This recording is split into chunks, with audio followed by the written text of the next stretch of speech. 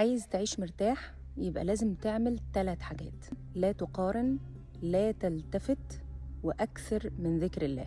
لا تقارن، ما تقارنش نفسك بحد تاني، قارن نفسك بنفسك فقط.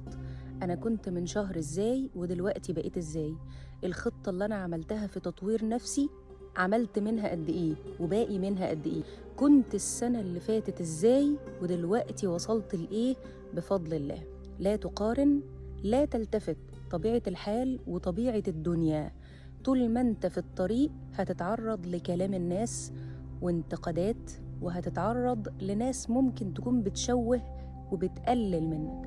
فلا تلتفت للناس اللي بتقلل منك وبتسفه من طموحك، وأكثر من ذكر الله علشان تعيش مرتاح. ألا بذكر الله تطمئن القلوب. ال3 حاجات دول لو عملتهم تنجح إن شاء الله وتعيش مرتاح. لا تقارن، لا تلتفت، وأكثر من ذكر الله.